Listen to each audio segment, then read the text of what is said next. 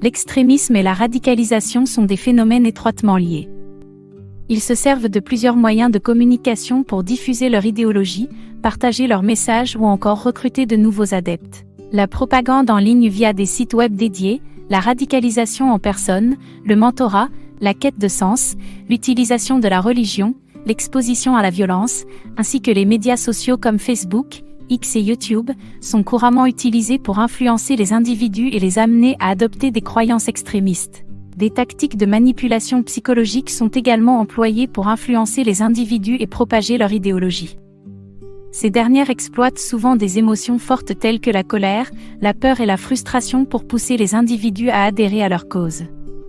La désinformation est aussi une tactique courante. La diffusion délibérée d'informations fausses ou trompeuses renforce le récit extrémiste et sa propagande.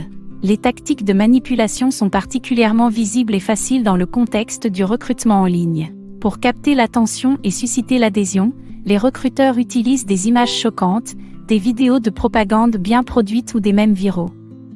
Les sites web, les forums, les messageries comme WhatsApp ou Telegram et les réseaux sociaux sont devenus des outils puissants pour diffuser la propagande extrémiste et les discours de haine. Ils exposent ainsi les individus à des idées radicales et à des contenus incitant à la violence. Les médias sociaux et les forums permettent aux extrémistes de créer des communautés en ligne où ils partagent leurs idéologies, recrutent de nouveaux membres et propagent leurs messages. Sur les réseaux sociaux, les algorithmes de recommandation peuvent également renforcer ces croyances en exposant continuellement les utilisateurs à ce type de contenu.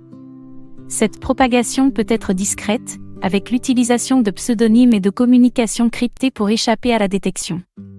Certaines personnes subissent ainsi un lavage de cerveau progressif, où leurs croyances et comportements sont manipulés pour les radicaliser lentement. Cependant, la propagande ne se limite pas à Internet. Les médias traditionnels comme les livres, la radio ou la télévision peuvent également être utilisés, généralement en utilisant les mêmes techniques de manipulation psychologique. Certaines personnes se radicalisent par le biais de rencontres dans leur communauté locale, de réunions de groupe, ou de prêches radicaux dans les lieux de culte.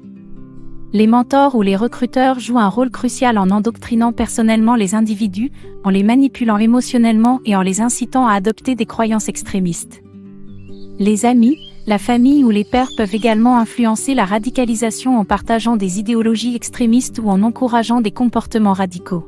Les tactiques de manipulation psychologique utilisées dans la propagande extrémiste sont largement répandues et s'appuient sur des émotions fortes, la désinformation et des méthodes de recrutement sophistiquées. Il est essentiel de sensibiliser le public à ces techniques pour l'aider à reconnaître ces tactiques et à résister à leur influence.